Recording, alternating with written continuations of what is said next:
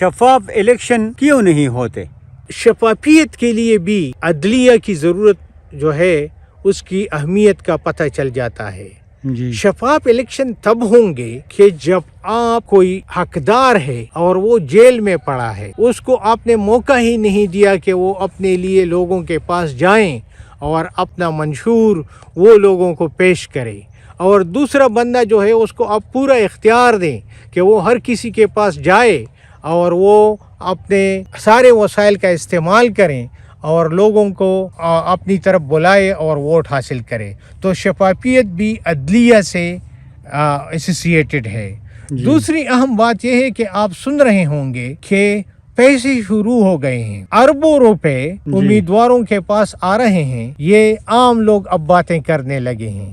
تو یہ روپے جب آتے ہیں تو یہ ووٹ کی خرید و فروخت کے لیے آتے ہیں. تو جو اربوں روپے خرچ کر کے ووٹ لے گا، کیا وہ قوم کا نمائندہ ہوگا یا پیسوں کا نمائندہ ہوگا؟ جس آدمی کو آپ پیسوں پہ ووٹ دیتے ہیں اور اس سے کل آپ آئین کی پاسداری کی توقع رکھتے ہیں، اس سے انصاف کی توقع رکھتے ہیں، تو یہ ہماری بے وقوفی ہے. وہ تو کاروبار کرتے ہیں، ان کا تو کاروبار ہے، وہ 4 ارب لگائیں گے تو 10 ارب کمائیں گے. لیکن ہمارا یہ کاروبار نہیں ہے. ہم عوام ہیں. ہمیں اگر 8-10 روپے آج ملے اس سے کوئی فرق نہیں پڑے گا، لیکن اگر ہمیں صحیح قانون ساز اسمبلی ملے، قانون کی پاسداری ملے، صحیح قانون والے لوگ ملے، قانونی ادارے ملے، تو یہ اس ملک کے مستقبل کے لیے بہت ضروری ہے، بلکہ لازمی ہے. تو بہتر یہ ہے کہ ہم پیسوں کے بجائے اور جذباتیت کے بجائے ہم اپنے عقل کا استعمال کریں اور ووٹ دیتے وقت یہ احتیاط سے سوچیں کہ میرا یہ ووٹ جب میں دوں گا تو اس کے نتیجے میں جتنے مظالم ہوں گے تو اللہ تعالیٰ مجھ سے پوچھے گا کہ میں نے غلط آدمی کو اختیار دیا.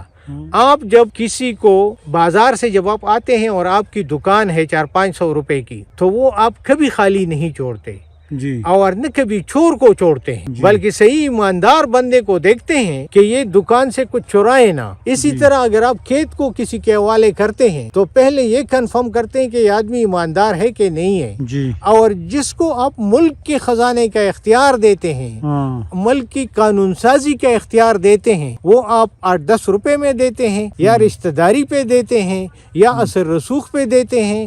تو میرے خیال میں، اور یہ اللہ تعالیٰ جو ہے، اللہ تعالیٰ اس کے بارے میں ہم سے پوچھے گا کہ جو کچھ ہو رہا تھا ہمارے زمانے میں اس کے ذمہ دار ہم ہیں، کیونکہ ہمیں ووٹ کا اختیار تھا اور ہم نے غلط آدمی کو ووٹ دے کے اپنے معاشرے کو برباد کیا، اپنے قوم کو برباد کیا اور اپنے ملک کو برباد کیا. تو اس ووٹ کا استعمال جو ہے وہ انتہائی سوچ سے ہونی چاہیے.